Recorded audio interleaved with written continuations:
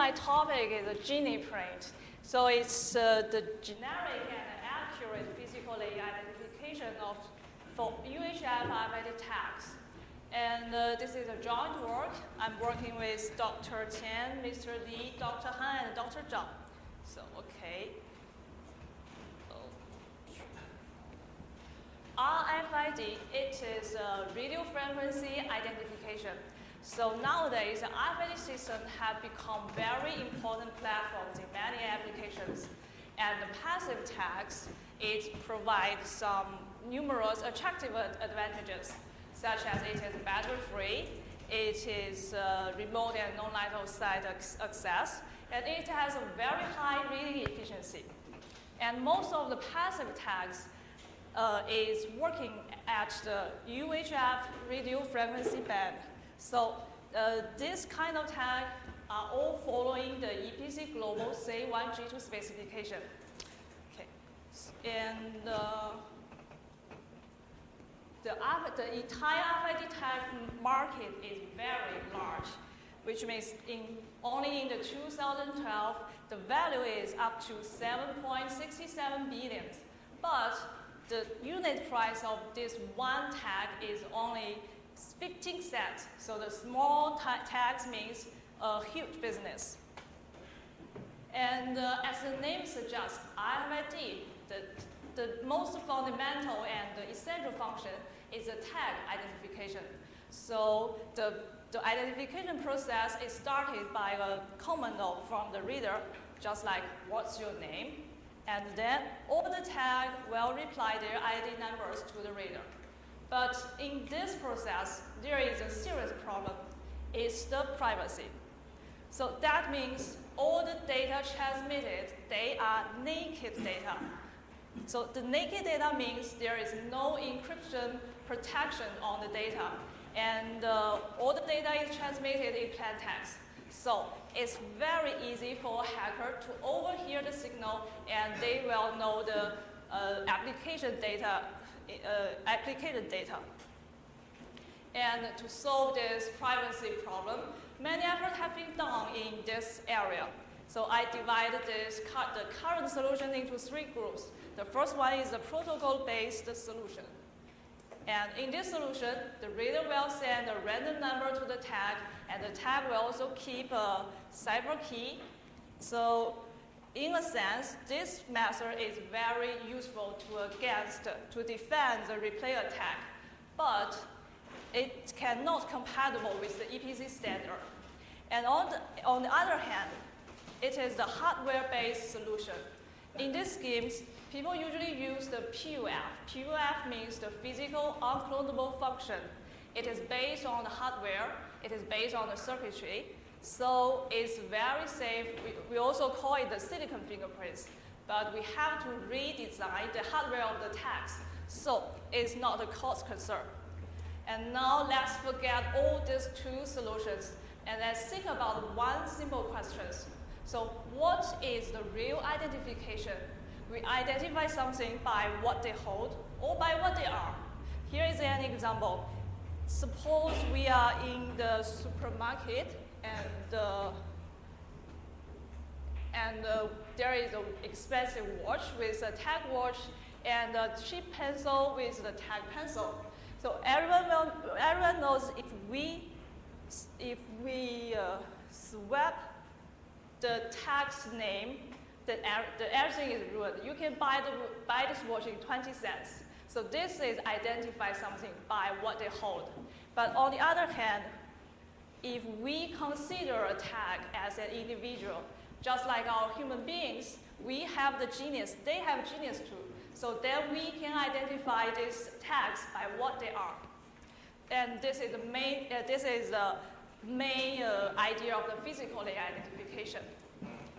And to further expand this idea, the physical layer identification believes, so what makes one device can be uniquely identified from other devices?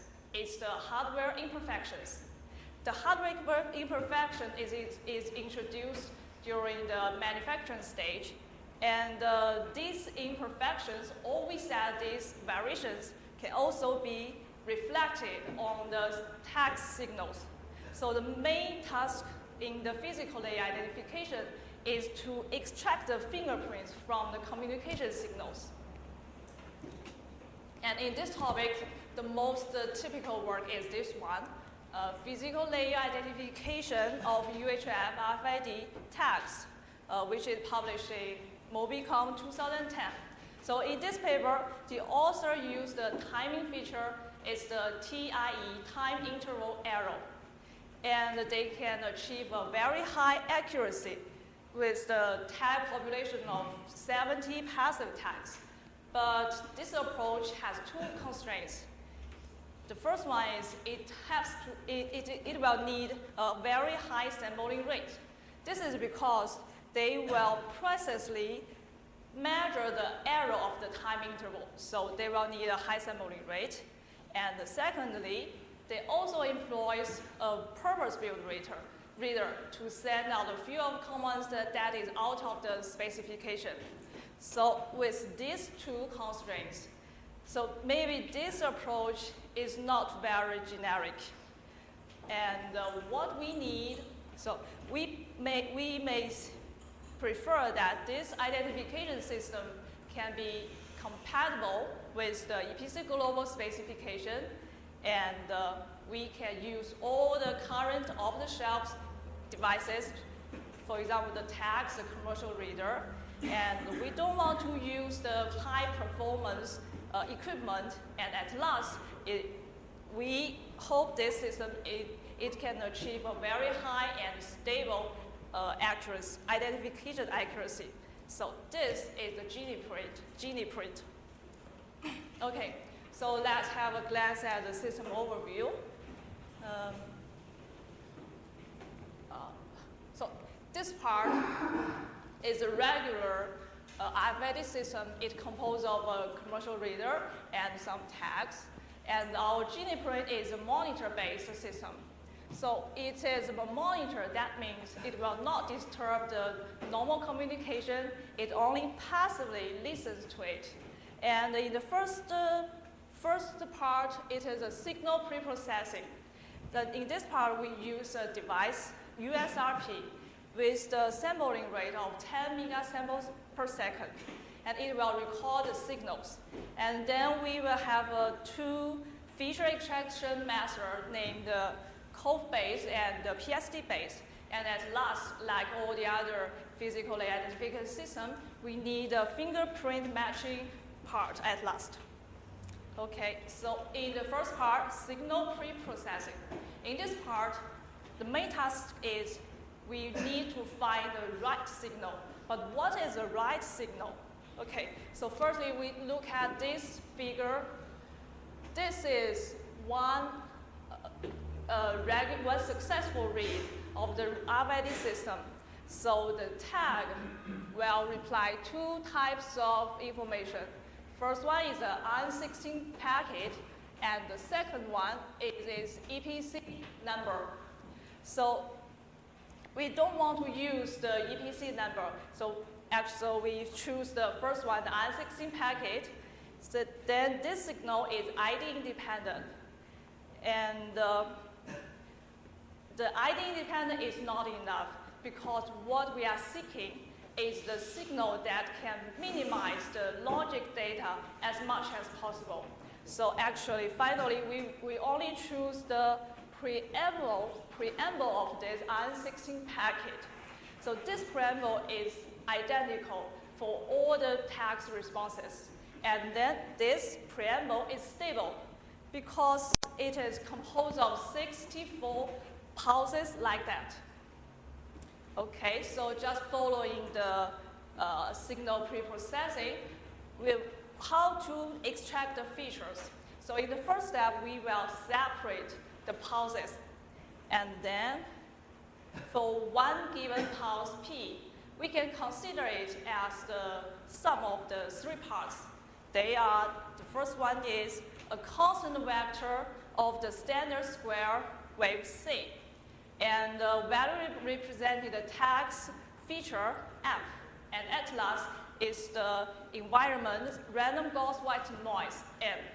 So in this formula, the P is what we have. We can observe it from the USRP, and the F is the target. So we want to extract the F from the P. So what's the relationship? Is the covariance. So here we give this theorem that is for two pulses, Pi and Pj, their covariance equals to their features covariance, and we will prove it later. And let's look at this formula. This formula, in fact, it reflects the basic idea of our GenePrint. It is, we try to extract the internal similarity. According to our observation, all the signals from the same tag maybe differ in the power level, maybe has the different frequency offset, but their internal similarity is stable. So okay, we will prove it. So first we will do the noise cancellation. We combine the C and the F as A. So then P equals A plus N, and we will prove this one. The covariance AIAJ equals to the covariance PIPJ. So this is the covariance of the PIPJ, and according to the definition of the covariance, we have the form like this, and we expand the form. It's complicated, but we know that the Ni and J are two noise vectors, so they are independent. Similarly, the AJ and Ni and AI and NJ, they are also independent. So all the parts in red is 0. So at last, we get the symbol 1, and it's just the covariance of AI and AJ. Okay, it's very simple. And in the first step, we have canceled the noise effect. And in the next step is the feature extraction. In fact, it's all is the similar process, because now the A equals C plus F. Then the similar process, we will get the covariance of AIAJ equals to the covariance of FIFJ. So that we have proved the theorem. Okay, so we have mentioned that the preamble signal has 64 pulses. And for every two of them, we can calculate the covariance. And so for 64 pulses, we have a very big vector F. And the signal feature is the distribution of the F. To verify this idea, we do this small experiment. So firstly, we choose two different tags, tag A and tag B. And then for each tag, we will have two different signals, two preamble signals. And then, so we will do the feature extraction process. And at last, we will get 4 covariance vectors. And this figure shows the distribution of the F. And we can see that the two distributions from the tag A are similar, and they can clearly distinguish from the two distributions of the tag B. So that shows this idea will work. And actually, we also have a secondary feature, is the power spectrum density. So the tau is a timing variable. Phi tau is the autocorrelation function. So the PSD is viewed as the autocorrelation function in the frequency domain. Okay, so now we can jointly use the COV-based feature and the PSD-based feature to construct our fingerprint. And now, okay, we will move to the evaluation. This picture shows all the devices we used. We have 2 antennas, 1 USRP, 1 reader, and the total number of the tags is 150. They are from 3 different types. And for the classification, we use the software VCA, and for each tag, we captured 80 signals. And for the validation, we will use the 5 cross. This table shows the classification accuracy. So it's about, on average, it's about 93% maybe. And for the identification, we employ a symbol combination. That means for each tag, we will use n preamble signals to generate one fingerprint, a fingerprint. So this approach will definitely improve the accuracy, but it needs more preamble signals. But it is feasible because in the RFID system, in 1 second, we can get more than 200 signals, so there is no problem here. And we show the results in this figure. We also compare our results with the feature set in this Mobicon paper. And when n is larger than 5, this result shows that GenePrint can achieve the accuracy above 99%. And next part, we will test whether this fingerprint is stable. So we vary the angle, we vary the distance between the radar antenna to the tag. And for each deployment, we use 12 tags, and similarly, we use 80 signals for each tag. So this is the deployment. And this figure shows the classification accuracy. So on average is also about 93%. And for the identification, we give this ROC curve.